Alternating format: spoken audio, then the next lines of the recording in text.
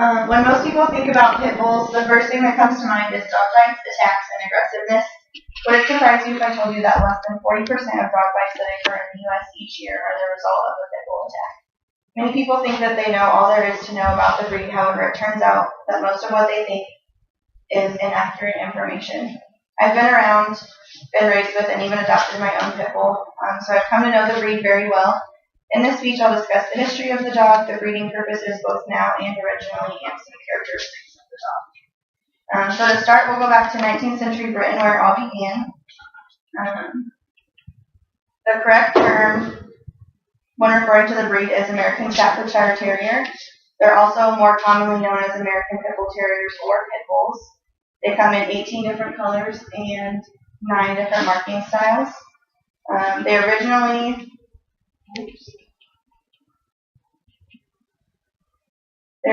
made their appearance in Britain in the 1800s, early 19th century, and were used for bull baiting. They were released into cages and used to bait the bull so that the bull would fight. They were also used for the same purpose as bear baiting. Created an endangered breed right away because many of the dogs couldn't outrun the bulls. In 1835 in Britain, this was deemed inhumane and it was outlawed, so they were no longer allowed to use dogs of any kind for that particular purpose. In the early 1900s, the dog made their way over to America. They accompanied most immigrants, and since the immigrants mostly did farm work and agriculture, they were used for herding sheep, protecting the house, and hunting wild game as farm dogs. In 1898, they were given their name, the American Pit Bull Terrier, which was recognized by the UKC, which is the equivalent of the American Kennel Club, but in Britain. And then in 1938, they became recognized by the American Kennel Club. However, they did change their name, so they were recognized as American Staffordshire Terrier instead of the American Pit Bull Terrier. And the new name was given to them in hopes to get away from their pit bull fighting, from their pit bull stigma. American Pit Bull Terrier was a name given to them because of the pit fighting, which is what they were originally bred for. People know about the breed's fighting background and believe that there is no other good news for the dog. Even though they were initially bred for fighting, some of the reasons why it might be of surprise to you. Most commonly, their genetic makeup contains an unwillingness to bite humans. This was helpful in dog fighting because owners could reach into the pits without having to worry about being bitten by their own dog or the dog their dog was fighting. The other two main uses of the dog for breeding purposes are manning dogs and therapy dogs.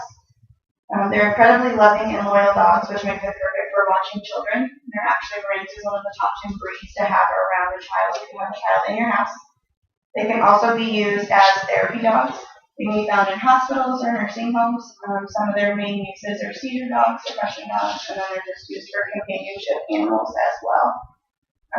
Some of the various reasons that they can be used for so many different reasons are because of the different characteristics that they have.